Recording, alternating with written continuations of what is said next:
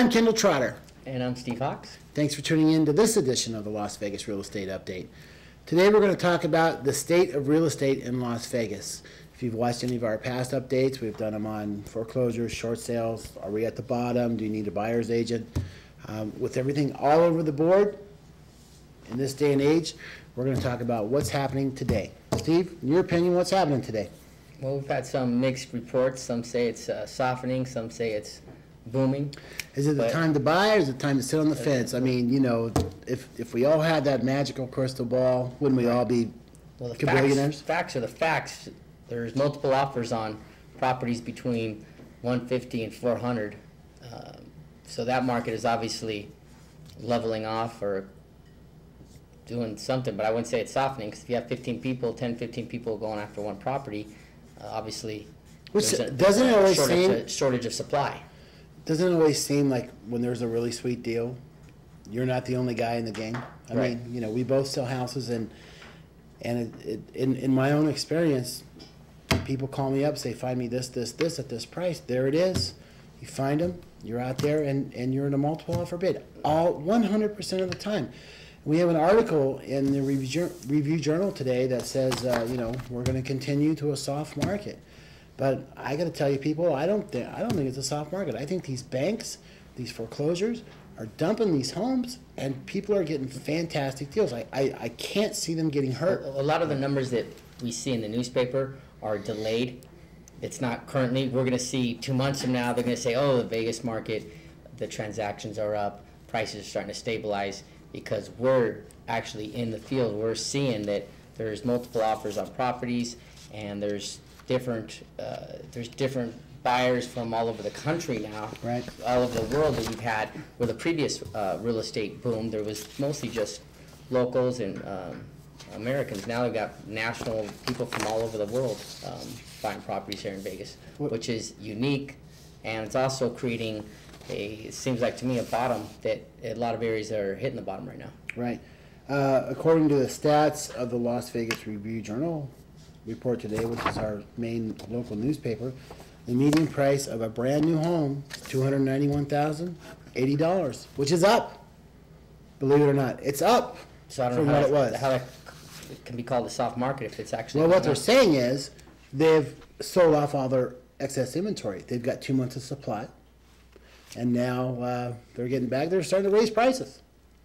Well, yeah, the wait to get into a new home now, there's actually a wait. There's not, most of the new communities I've gone to, especially in the Southwest and Southeast, they have actually, it's a 3 to 4 month waiting list to build, because they're building, and then to get a foreclosure, you're looking at who knows how many people you're competing against right now.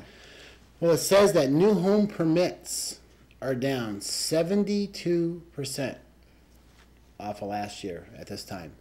So that's basically, you know, only 1 in 4 homes are going to be built this year that were built last year. So we know that we had a glut of inventory last year, and that's when the home builders were really, you know, they were really advertising. They were giving you this and giving you that to come in. But now, hey, they've sold all that stuff. People got great deals, and now they're getting back to a little bit more normal way of doing business. Right. When you come in there, they're not dying for you to go in there anymore. And I think it said there was, what, 14,000 homes available on the MLS, which is down from 28 earlier. And then if we still have 4,000 to 5,000 people moving here a month. So you're looking at about 50,000 to 60,000 people moving here a year. So if the builders are reducing the amount of homes they're building, and we have 60,000 people coming here a month, and there's only 12,000 to 20,000 at the high in the past 3 months available on the MLS, it doesn't take a rocket scientist to figure out that we could have a housing shortage pretty soon. Things are starting to stir up here. It's still a very, very different market, because consumers are so gun shy, and they've been shot in the foot on this and that, and they're paying almost $4 a gallon for gas. So they're really still really gun shy about doing anything, especially a huge purchase like a home. But the one thing that is actually getting people off the fence now, that in the past 12 months, people were actually 18 months, people were actually expecting the rates to go down, the mortgage rates to go down. Well, we're done with that. I'm pretty much sure we're done with that, based on all the information that's coming across, the inflation fears, stagflation fears.